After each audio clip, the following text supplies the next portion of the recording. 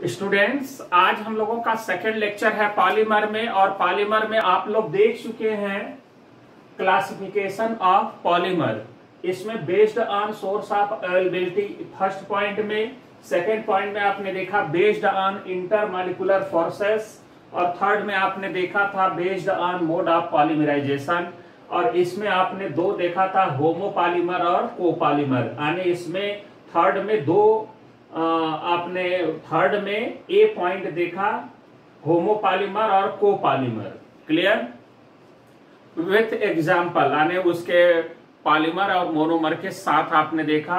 अब B point में हम लोग लेंगे कंडेंसेशन पॉलीमराइजेशन। तो आगे हम लोग देखें कंडेंसेशन,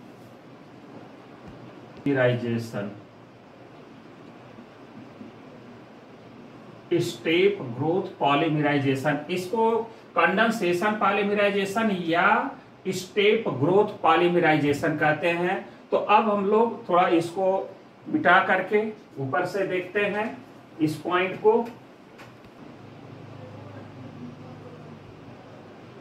पॉलीमराइजेशन,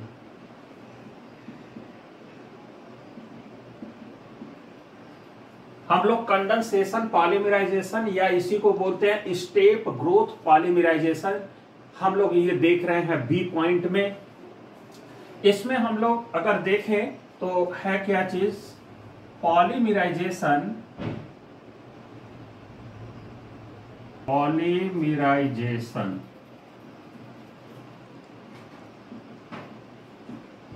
अब यहां पर हम लोग अगर देखें कंडेंसेशन पॉलीमराइजेशन को ही हम लोग बोल रहे हैं कि स्टेप ग्रोथ पॉलीमराइजेशन होगा।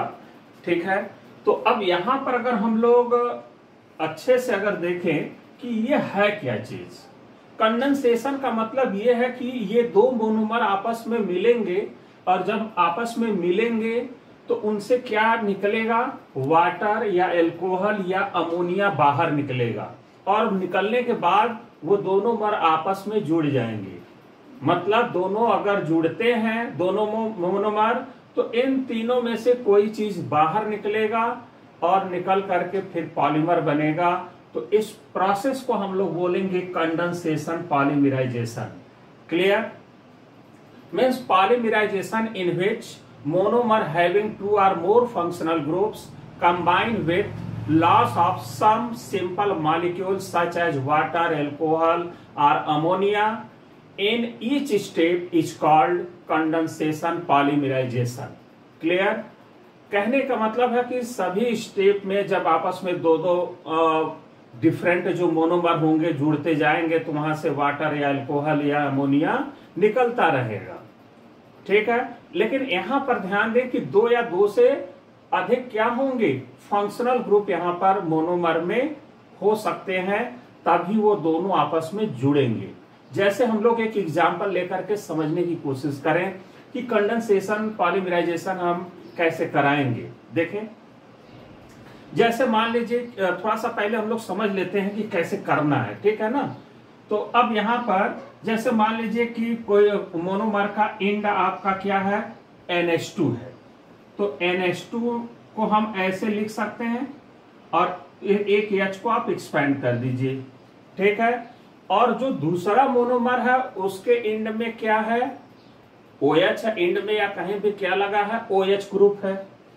तो उसमें अगर कोई अल्कोहलिक ग्रुप है, OH ग्रुप लगा है दूसरे वाले में, तो देखिए उन दोनों को कैसे कंडेंस कराएंगे, कैसे दोनों को जोड़ेंगे, और यही प्रोसेस क्या होगा, कंटिन्यू रहेगा।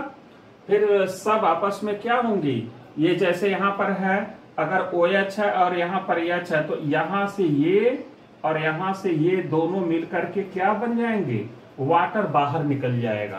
क्लियर? ये दोनों मिलके वाटर बाहर कर देंगे, और जैसे ही बाहर होगा हम अब इसको कह सकते हैं कि ये कन्वर्ट हो गया होगा कुछ इस तरह से। ठीक है, और यहां से ये NH2 का H और OH का OH, मतलब जो अल्कोहलिक ग्रुप का OH है वो मिल करके यहां से क्या निकाल लिया, वाटर, या हम यहां कह सकते हैं +H2O। इस तरह से दोनों जुड़ जाएंगे। जोड़ने का हम तरीका बता रहे हैं कि कैसे आप जोड़ेंगे। हालांकि हम आगे ढेर सारे एग्जाम्पल लेंगे और आपके हम दिखाएंगे कि कैसे जुड़ रहा है, इसमें भी अभी हम दिखाएंगे। अब जैसे मान लीजिए कि NH2 है और COOH ग्रुप है, तो वहां पर कैसे आप जोड़ेंगे। जैसे मान लीजिए कि NH2 है, तो NH2 को आप H ले लिए और कार्बोक्सिलिक ग्रुप है मान लीजिए दूसरे मोनोमर में, तो उसका आप क्या करेंगे OH, ये इसका OH और ये आपका बना रहेगा, ठीक है। और यहां से आप क्या करेंगे, ये और यहां से ये दोनों आपस में ये काट के निकाल देंगे, मतलब ये वाटर बाहर कर देंगे और ये दोनों आपस में जोड़ देंगे और ये कन्वर्ट हो जाएगा NH C+O, ये प्लस यहां पर क्या निकलेगा H2O बाहर हो जाएगा। आई बात समझ में। अब आगे अगर देखिए ये हम लोग कर रहे हैं क्या, कंडेंसेशन, क्लियर। अच्छा अब मान लीजिए कि कार्बोक्सिलिक ग्रुप हो, तो कार्बोक्सिलिक और OH ग्रुप होगा तो क्या होगा, ध्यान दें हम लोग, तो OH मान लीजिए कि फर्स्ट जो मोनोमर है उसमें OH है, ठीक है, ये है OH, और दूसरा जो मोनोमर है उसमें आपका COOH यानी कार्बोक्सिलिक ग्रुप है, तो उसको हमने कैसे ले लिया, HOC+O और ऐसे। तो अब हमारा OH अल्कोहल का OH निकलेगा कि कार्बोक्सिलिक का OH निकलेगा, तो ये हम लोग अच्छे से समझ लें कि कार्बोक्सिलिक का OH हमेशा निकालेंगे। ऐसा क्यों भाई कि हम कार्बोक्सिलिक का निकाल दिए, अल्कोहल का OH क्यों नहीं लिए। तो ध्यान दें हम लोग कि अगर इसका OH निकालेंगे तो इसका जो कार्बोकेटायन बनता है वो ज्यादा स्टेबल होगा, क्लियर। ये जो कार्बोकेटायन बनेगा वो ज्यादा स्टेबल होगा, क्योंकि ये अगर हम लोग ध्यान दें तो देखिए यहां पर हम लोग ऐसे दे सकते हैं, देख सकते हैं, जैसे मान लीजिए कि ये आपने काट के निकाल रहे हैं और ये ऐसे है, पॉजिटिव चार्ज आ भी गया तो आप जानते हैं कि ये इसको दे करके बैक बॉन्डिंग बना लेगा और ये हो जाएगा इस तरह से, और ये कन्वर्ट हो गया इसमें, क्लियर। तो इसकी स्टेबिलिटी क्या होगा, टर्शियरी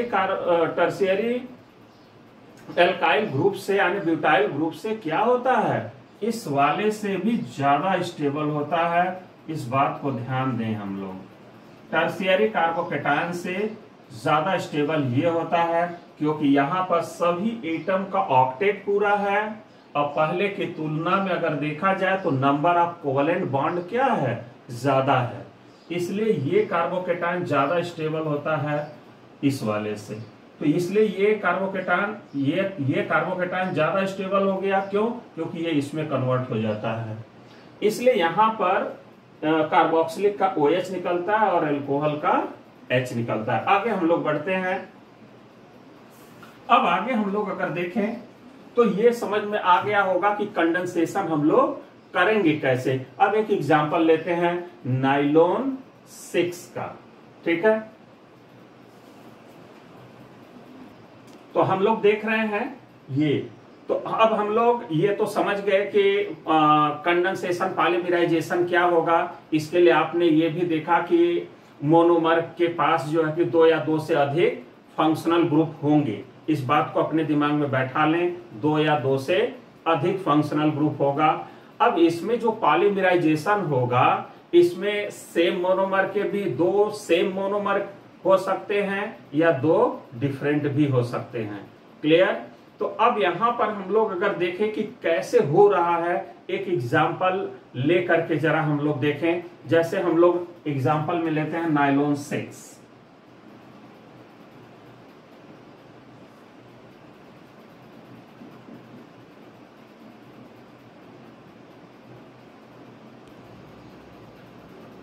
अब हम लोग अगर देखें तो यहां पर हमने नाइलॉन 6 लिया, और नाइलॉन 6 में अगर देखा जाए तो जो उसका मोनोमर होता है वो मोनोमर क्या होता है, 6 एमिनो हेक्सेनोइक एसिड। अब 6 एमिनो हेक्सेनोइक एसिड ये इसका क्या है, मोनोमर है। यही बार बार जुड़ करके क्या बना लेगा, पॉलीमर में कन्वर्ट हो जाएगा। लेकिन ये कैसे आपस में जुड़ेगा, उस जोड़ने के प्रोसेस को कंडेंसेशन कहेंगे। ठीक है, और उस पॉलीमराइजेशन को कंडेंसेशन पॉलीमराइजेशन। अब देखिए यहां पर ये हमने 2 मॉलिक्यूल ले रखा है। अब हमने आपको ये बताया था कि अगर एंड में NH2 हो और COOH हो तो क्या निकलेगा। अब देखिए एक मॉलिक्यूल ये है, एक मॉलिक्यूल ये है, तो इसका OH और इसका H आपस में मिल जाएगा और मिलेगा तो अब ये क्या हो गया, अगर हम लोग अब देखें तो ये दोनों मिलके H2O बाहर कर दिए और कन्वर्ट किस में हो गया भाई। देखिए अब यहां से ये आपस में अगर हम लोग देखें तो मिला तो ये बन गया NHCH2 का whole 5 CO NHCH2 whole 5 C double bond O OH। अब ये 2 मॉलिक्यूल तो ऐसे मिले, लेकिन ऐसे ही अगर ढेर सारे मॉलिक्यूल हो तो फिर क्या होगा, यहां से ये कटेगा, यहां से ये कटेगा, एक दूसरे से ऐसे मिलते हुए चले जाएंगे और यहां वाटर निकलता चला जाएगा। जैसे हम लोग ये मान लेते हैं कि अगर यही 6 एमिनो हेक्सेनोइक एसिड ये हमने ले लिया, अब इसी का हमने क्या कर दिया, N मॉलिक्यूल ले लिया। अब N मॉलिक्यूल लेंगे तो अब इसका पॉलीमर क्या होगा भाई। अब देखिए यहां से ये कट कर दीजिए और यहां से ये कट कर दीजिए, क्या होगा, वाटर बाहर निकल जाएगा।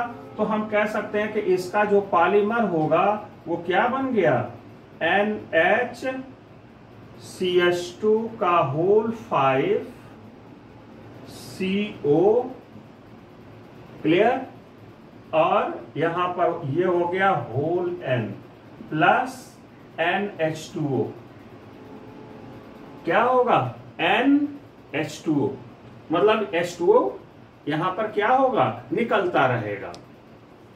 अब यहां पर अगर ध्यान दें तो ये बात समझ में आ गया होगा कि जब हम इसका N मॉलिक्यूल लिए तो यहां पर क्या हुआ, ये आपस में ये कार्बोक्सिलिक का OH और इसका H निकलता गया, आप दोनों तरफ से इंड आपस में जुड़ते गए, मतलब जुड़ने का कौन सा साइट होगा, एक का OH निकलेगा और एक का H, ऐसे ही दोनों तरफ से निकलते चले जाएंगे और कंडेंसेशन होता जाएगा और लास्ट में इस तरह से क्या होगा, नाइलॉन 6 बन जाएगा।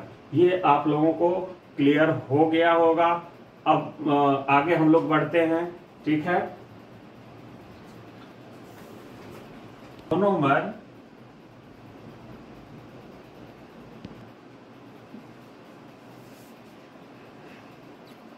if monomer और रेजिन,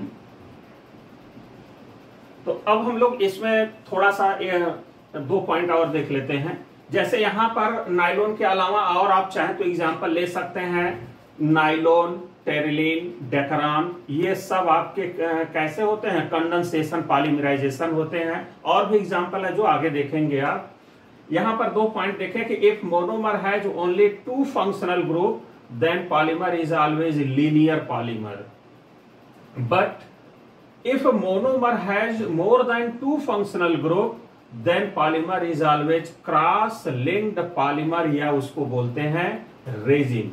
तो मोर देन अगर 2 है तो क्रॉस लिंक्ड, अगर 2 है तो लीनियर पॉलीमर होगा। ये बात आप लोग इसके लिए स्टेप ग्रोथ पॉलीमराइजेशन या कंडेंसेशन पॉलीमराइजेशन में याद रखेंगे। अब हम लोग देखते हैं आगे सी पॉइंट हम लोग देखें, addition polymerisation.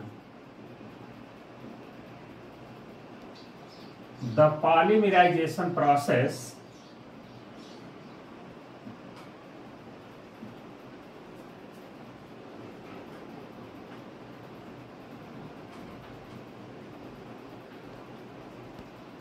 if monomer addition polymerization TiCl4। अब यहां पर अगर हम लोग देखें एडिशन पॉलीमराइजेशन या चैन ग्रोथ पॉलीमराइजेशन की हम लोग बात कर रहे हैं, ये सी पॉइंट है।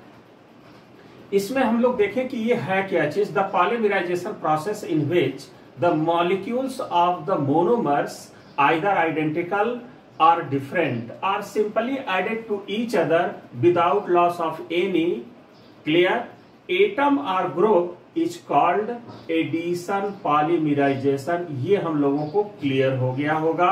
कहने का मतलब यहाँ पर यह है कि यहाँ पर जब दो मॉलिक्यूल आपस में जुड़ेंगे तो वो दोनों सेम हो सकते हैं या दोनों डिफरेंट हो सकते हैं, लेकिन जब दोनों जुड़ेंगे आपस में तो किसी भी तरह का कुछ लॉस नहीं करेंगे, कोई एटम या ग्रुप कोई लॉस नहीं होगा। लेकिन इसके पहले वाले में कंडेंसेशन में अगर देखें तो वहां अमोनिया या वाटर है ना, इस तरह से या अल्कोहल कुछ लॉस हो जा रहा था, तब उसको हम कंडेंसेशन बोल रहे थे। लेकिन एडिशन में जितना मोनोमर में रहेगा केवल उसके बॉन्ड आपस में टूटेंगे और फिर सारे मोनोमर्स एक दूसरे से जुड़ते चले जाएंगे। तो ऐसे रिएक्शन को हम बोल रहे हैं एडिशन पॉलीमराइजेशन। ऐसे पॉलीमराइजेशन को क्या बोलेंगे? ग्रोथ चैन पॉलीमराइजेशन। क्लियर? इसमें हम लोग दो चीज ध्यान दें। दो चीज ध्यान देने का मतलब ये है कि the monomers used in this process are unsaturated. कहने का मतलब है कि इसमें जो मोनोमर हम लोग लेंगे उसमें डबल बॉन्ड होगा या ट्रिपल बॉन्ड होगा। तो जनरली इसमें डबल बॉन्ड हम लोग को देखने को मिलता है कि इसमें जो मोनोमर होता है जनरली क्या होते हैं? डबल बॉन्डेड होते हैं। अब यहां पर जैसे एग्जांपल में हमने ले लिया कि एल्कीन्स हो सकता है या कॉन्जुगेटेड एल्काडाइंस या उसका डेरिवेटिव्स हो सकता है। मोनोमर में क्या हो सकता है भाई? अनसैचुरेटेड कंपाउंड में एल्कीन हो सकता है, एल्कीन्स हो सकते हैं, उसमें कॉन्जुगेटेड एल्कीन्स या उसके डेरिवेटिव्स होंगे। अगर मोनोमर के पास एक डबल बॉन्ड है तो लीनियर पॉलीमराइजेशन होगा। अगर more than one double bond है तो ब्रांच्ड चैन पॉलीमर होगा। क्लियर? एक डबल बॉन्ड है तो लीनियर और एक से अधिक डबल बॉन्ड है तो ब्रांच्ड चैन पॉलीमर होगा। अब आगे थर्ड पॉइंट में हम लोग देखें addition polymerisation is of 4 types. ये 4 तरह का होगा। और यहां पर हम लोग देखें फर्स्ट है फ्री रेडिकल पॉलीमराइजेशन, ये पेरोक्साइड के प्रेजेंस में होगा। क्लियर? सेकेंड होता है कैटायनिक पॉलीमराइजेशन जो लेविस एसिड के प्रेजेंस में होगा। जो थर्ड होगा वो एनायनिक पॉलीमराइजेशन होगा, ये लेविस बेस के प्रेजेंस में होगा। और फोर्थ है जिंगलर नाटा पॉलीमराइजेशन। और जिंगलर नाटा पॉलीमराइजेशन किसके प्रेजेंस में? जिंगलर नाटा कैटलिस्ट के प्रेजेंस में होगा। और जिंगलर नाटा कैटलिस्ट क्या होता है? यहां पर देखें try ethyl aluminium and titanium tetrachloride, ये है जिंगलर नाटा कैटलिस्ट। इसी के अगर प्रेजेंस में अगर हम पॉलीमराइजेशन करें तो उसको बोलेंगे जिंगलर नाटा पॉलीमराइजेशन। तो ये बात हम लोगों को समझ में आ गया होगा कि एडिशन पॉलीमराइजेशन क्या है। अब एक बार हम लोग थोड़े से फिर हम अच्छे से समझ लेते हैं कि इसमें जो मोनोमर्स होंगे वो आइडेंटिकल या डिफरेंट हो सकते हैं, लेकिन यहां पर जब आपस में मोनोमर जुड़ेंगे तो एकदम सिंपल तरीके से आपस में जुड़ेंगे और कुछ लॉस नहीं करेंगे। तो वो उसको हम लोग बोलेंगे क्या? Addition polymerisation. मतलब उसमें सिर्फ बॉन्ड आपस में टूटेंगे और फिर जुड़ जाएंगे और एक मोनोमर दूसरे से जुड़ जाएगा। क्लियर? अब आगे मोनोमर में आपने कहा कि हो क्या सकता है, तो आप ये दिमाग में बैठा लें कि उसमें डबल बॉन्ड हो सकता है या एल्काडाइंस हो सकता है या उसका डेरिवेटिव्स हो सकता है। अगर एक डबल बॉन्ड है तो लीनियर, अगर एक से अधिक डबल बॉन्ड है तो ब्रांच्ड चैन पॉलीमर होगा। ये 4 तरह का होगा, फ्री रेडिकल, कैटायनिक, एनायनिक और जिंगलर नाटा पॉलीमराइजेशन होगा। ये बात आप लोग अच्छे से समझ गए होंगे। अब हम लोग आगे देखते हैं। तो हम लोग फ्री रेडिकल पॉलीमराइजेशन अब देखते हैं। इसमें जो अभी 4 टाइप का था आपने देखा, अब उसमें से पहला हम लोग लेते हैं कि फ्री रेडिकल पॉलीमराइजेशन कैसे होगा। First, free radical polymerisation. Free radical polymerisation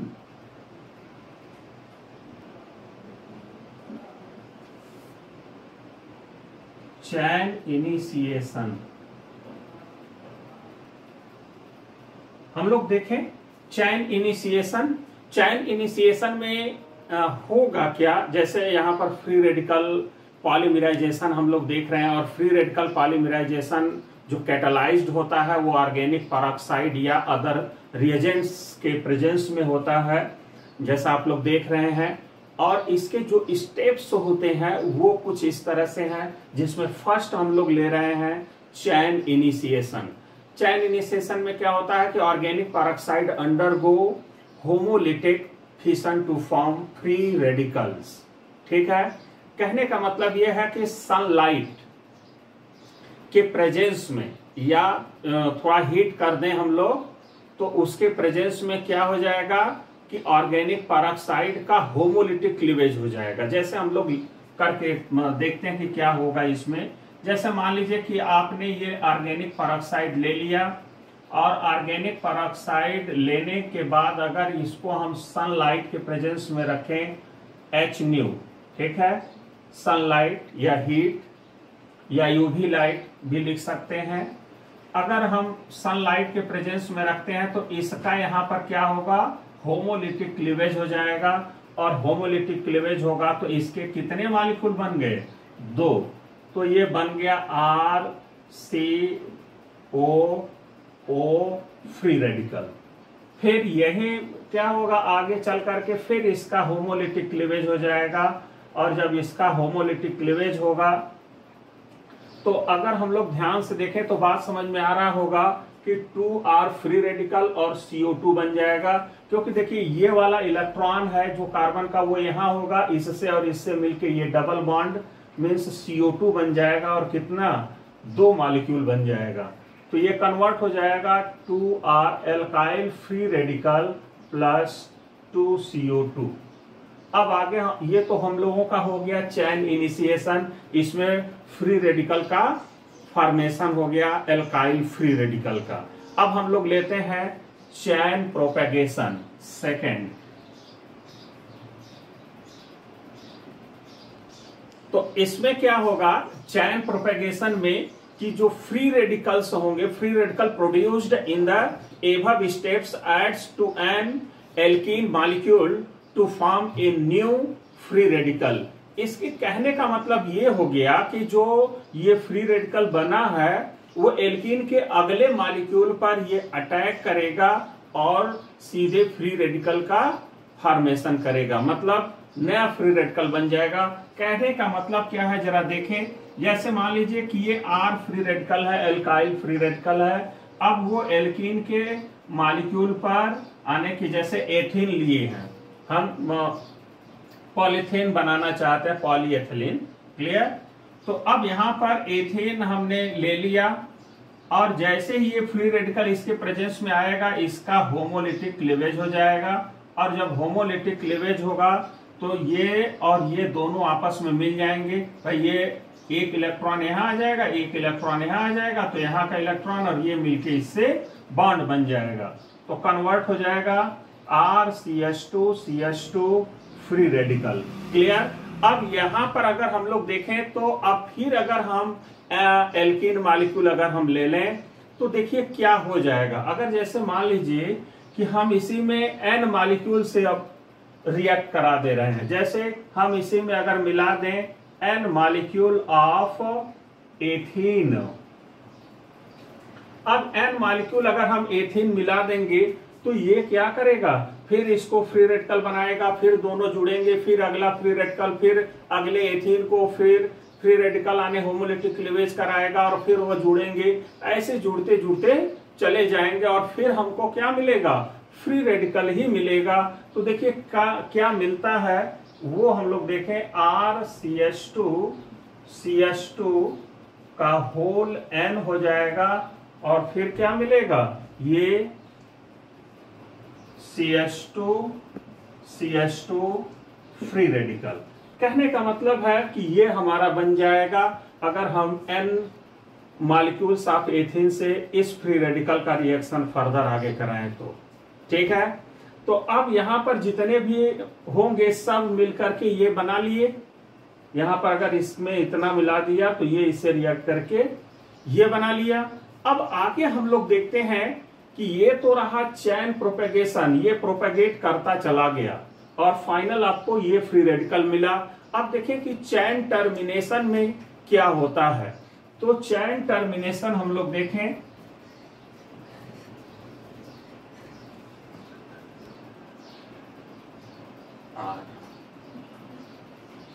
अब हम लोग देखें यहां पर चैन प्रोपेगेशन में आपने ये देख लिया कि अगर हम इसका n ले रहे हैं तो यहां पर ये बन गया। अगर हम लोग ध्यान से देखें तो ये 2 एल्काइल फ्री रेडिकल है। तो अगर हम यहां पर अगर लें कि जो n मॉलिक्यूल लिए थे, ऐसा भी तो हो सकता है भाई 50% एथीन से ये रिएक्ट किया हो तो दूसरा भी 50% जो R इसमें से एक फ्री रेडिकल बचा है वो 50% इसके वाले से रिएक्ट किया हो, या हम यूं कहें कि दोनों के लिए हमने n ले लिया तो ये बन जाएगा, ठीक है। और 2 बन जाएंगे भाई, एक हमने एल्काइल फ्री रेडिकल लिया और एथीन से कराया तो ये बना, और n मॉलिक्यूल में हमने ये ले लिया तो ये बन गया एक से। तो ऐसे ही दूसरे वाले एल्काइल फ्री रेडिकल से भी वैसा 2 बनेगा। क्लियर। तो ये हो गया चैन प्रोपेगेशन। चैन टर्मिनेशन में अगर हम लोग देखें तो होगा क्या कि above chain reaction comes to halt when 2 free radical chain combine. Clear नहीं क्लियर हुआ? फिर से समझाते हैं कि यहां पर जो ये चैन प्रोपेगेशन हुआ, टर्मिनेशन में क्या होता है कि जितने भी फ्री रेडिकल बने होते हैं वो आपस में जुड़ करके न्यूट्रल मॉलिक्यूल में चेंज हो जाते हैं, स्टेबल मॉलिक्यूल में चेंज हो जाते हैं। भाई हर मॉलिक्यूल चाहता है कि हम अपने स्टेबल फॉर्म में रहें, तो वो स्टेबल तभी होगा जब जितने फ्री रेडिकल बने हैं उस कंटेनर में वो सब आपस में मिलकर के न्यूट्रल में चेंज हो जाएं। तो चैन टर्मिनेशन में एक्चुअल में यही होता है कि फ्री रेडिकल्स जो बने होते हैं वो आपस में मिलकर के न्यूट्रल मॉलिक्यूल में चेंज हो जाते हैं। तो मान लीजिए कि आपका ये फ्री रेडिकल बना चैन प्रोपेगेशन में, तो अब यहां पर चैन टर्मिनेशन में हमने ऐसा 2 मॉलिक्यूल ले लिया, इन दोनों R से ऐसा बनेगा मान लेते हैं। तो अब ये 2 मॉलिक्यूल बन गए।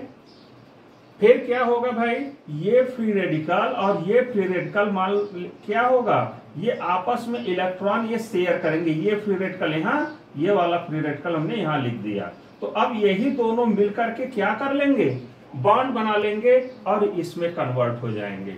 आया बात समझ में? तो यहां पर आप समझ गए होंगे कि ये दोनों फ्री रेडिकल आपस में ये शेयर करके इस पॉलीमर में कन्वर्ट हो जाएंगे। इस तरह से हम लोगों का ये था चैन मतलब ये चैन इनिशिएशन, प्रोपेगेशन और टर्मिनेशन, मतलब ये फ्री रेडिकल पॉलीमराइजेशन हुआ। इसी पर हम एक एग्जांपल आप लोगों को और दे रहे हैं, बस जल्दी से आप लोग उसको देख लीजिएगा कि उसमें कैसे किया गया। तो देखा जाए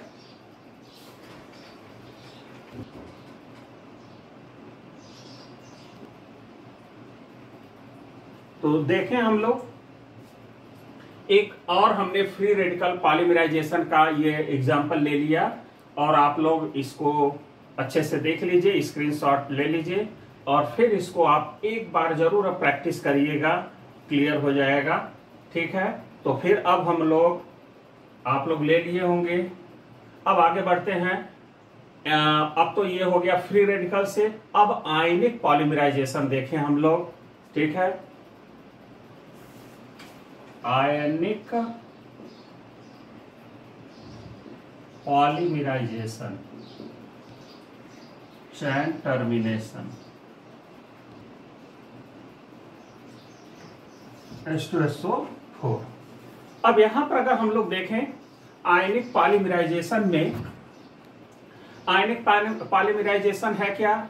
आयनिक polymerisation is initiated by acids such as H2SO4 हो गया, HF हो गया, BF3 हो गया, इन वाटर। और इसमें जो स्टेप्स होंगे वो कौन कौन से होंगे, वो हम लोगों का ये है चैन इनिशिएशन, प्रोपेगेशन और चैन टर्मिनेशन। तो सबसे पहले जो आयनिक में हम लोग यहाँ पर अगर देखें, एक तरह से कैटायनिक है पॉलीमराइजेशन, जैसा आपने टाइप में लिखा था कि ये एसिड के प्रेजेंस में होगा। तो चैन इनिशिएशन में क्या बनेगा, स्टेबल कार्बोकेटायन बनेगा। जैसे एथीन आपने ले लिया और एथीन से हम लोग पॉलीमराइज करके पॉलीएथिलीन बना रहे हैं, ये हम लोगों का पॉलीएथिलीन बना है लास्ट में।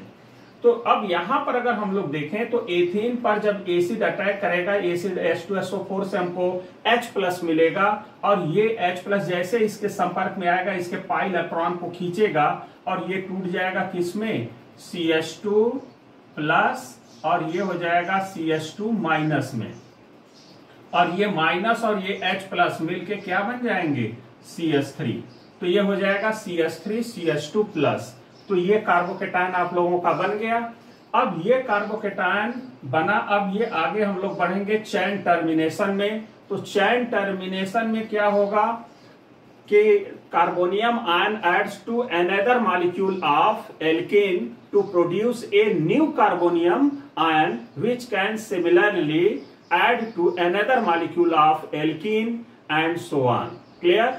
तो अब यहां पर हम लोग अगर देखें चैन प्रोपेगेशन में का मतलब ये होता है कि और फिर आगे यही बनेगा, आगे बनता रहेगा, कहने का मतलब। तो कैसे बनता रहेगा जरा देखें। ये कार्बोनियम आयन है, कार्बोकेटायन आपने देख लिया कि चैन इनिशिएशन में बन गया, ठीक। अब यही कार्बोकेटायन अगले एल्कीन को क्या करेगा, कैटलाइज करेगा, या हम यूं कहें कि इसके पाई इलेक्ट्रॉन को खींचेगा। जब ये पाई इलेक्ट्रॉन को खींचेगा तो ये बॉन्ड टूटेगा, इस पर प्लस और इस पर माइनस होगा, ये माइनस प्लस मिलके क्या बनेंगे, बॉन्ड बना लेंगे और कन्वर्ट हो जाएगा इसमें।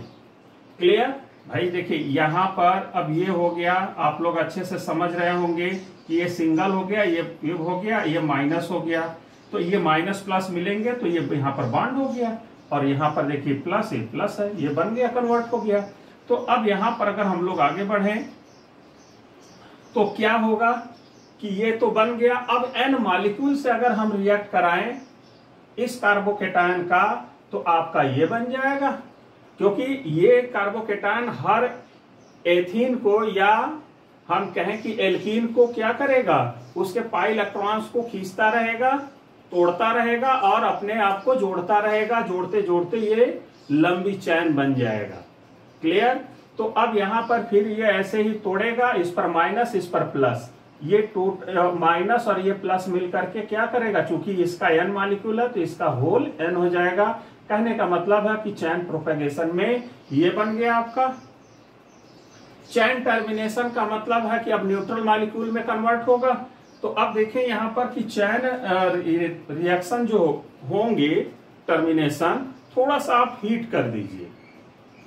जब हीट करेंगे तो होगा क्या कि टर्मिनल पोजीशन पर देखिए ये है ना हाइड्रोजन, तो वही हमने यहां पर लिया है कि ये जैसे ही आप हीट करेंगे तो उसमें देखिए H2SO4 से हमको H+ मिला है, बाकी HSO4 उसी में है। तो अब ये क्या करेगा कि HSO4 माइनस अब अपना इलेक्ट्रॉन इसको देगा, तो ये अपना इलेक्ट्रॉन इसको दे देगा और यहाँ ये बॉन्ड ऐसे शिफ्ट कर जाएगा और यहाँ पर क्या होगा, डबल बॉन्ड आ जाएगा और ये आपका क्या होगा, पॉलीमर में कन्वर्ट हो जाएगा। तो ये रहा हम लोगों का क्या, आयनिक पॉलीमराइजेशन। आप लोग इसको अच्छे से फिर से आप लोग एक बार इसको देखेंगे फिर से तो पूरा क्लियर हो जाएगा। आप देखिए एक बार दो बार देखेंगे तो पूरा दिमाग में सेट हो जाएगा और पूरा हम कोशिश कर रहे हैं कि आपको पूरा डेप्थ, पूरी नॉलेज, कंप्लीट नॉलेज दें हम पॉलीमर का, ताकि कोई भी क्वेश्चन, चाहे वो बोर्ड हो, चाहे आईटी का हो, चाहे नीट का हो, मतलब कोई भी कॉम्पिटिटिव एग्जाम हो, उसके एक भी क्वेश्चन ना छूटे आपसे। ठीक है। तो इस सेकेंड लेक्चर आने के सेकेंड पार्ट के लिए इतना ही। फिर हम लोग थर्ड पार्ट में लेंगे और उसमें बहुत अच्छा लगेगा, क्योंकि उसमें ढेर सारे हम एग्जाम्पल लेंगे कि कैसे पॉलीमराइज हो रहा है, कैसे मोनोमर से पॉलीमर बन रहे हैं और पॉलीमर बना तो उसका यूज किया है। ये अगले वीडियो में हम लोग देखेंगे। तो आज के लिए इतना ही। ओके, धन्यवाद।